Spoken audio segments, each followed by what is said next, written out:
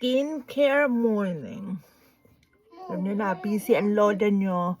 Sa 4 days na off ako, wala akong ginawa kundi umalis ng bahay. Sobrang busy, hindi ako makapag-live. You know? Tapos ngayon, alis na naman ako. Diba? So, I'm getting ready bago magwala na itong mga batang to na wala namang ginawa kundi mag-away. This one. Dunk elephant. Alam nyo, mahal to.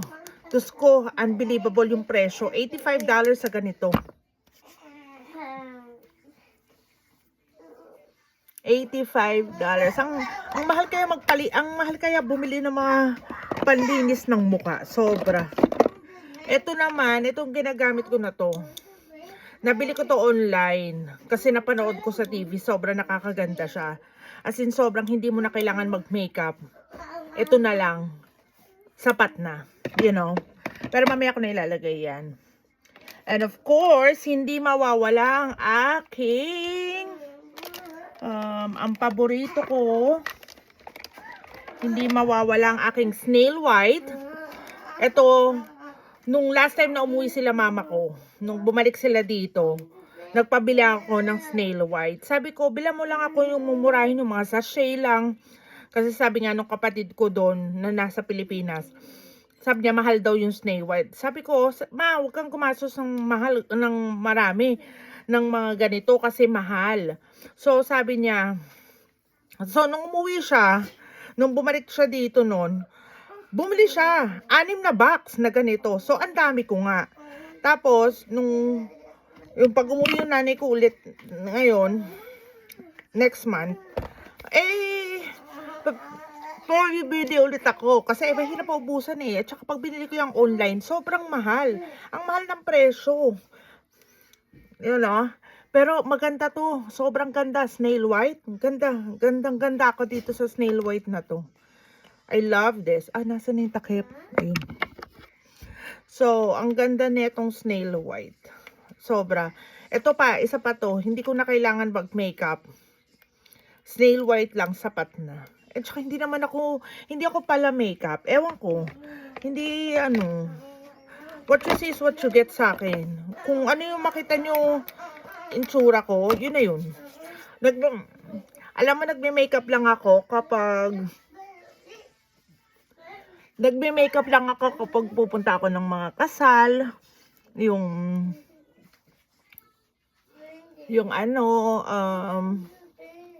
pupunta ako ng kasal at saka pupunta ako ng mga baby shower. Pero yung pupunta lang ng mall, pupunta ng supermarket, naka-lipstick pa, naka-postura pa, hindi ako ganon.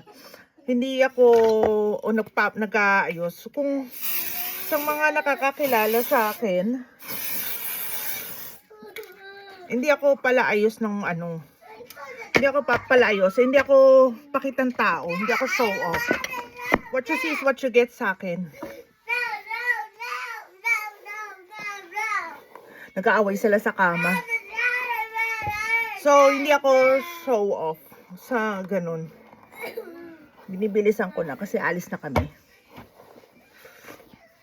Yan know? Busy lola nyo. Yung summer. So, yun. Ganyan lang ang ayos ko. Alam mo? Hindi ako pala ayos. Sabi ko sa inyo, hindi ako pala ayos. Headphones ko. Hindi ako pala ayos ano lang ako, tali ng buhok, ganito, ganyan. Yun lang.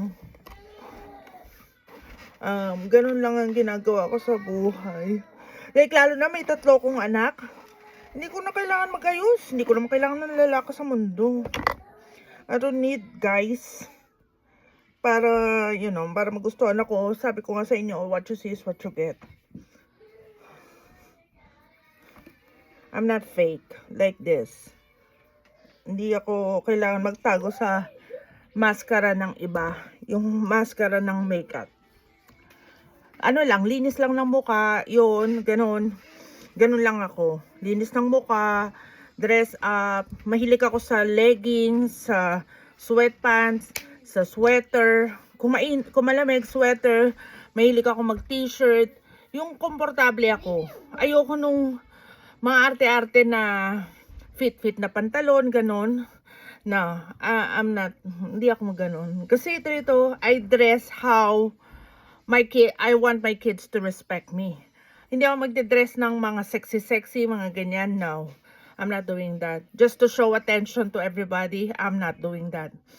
That's the number one that I'm never gonna do. So, gusto ko makita nila na I'm your mom, we can be friends, but technically you still need to follow whatever rules and regulations I have. And if you don't like it, then too bad. So, that's it. Ito ang aking, this is my life of mother of 3. And I'm very happy that I have 3 kids.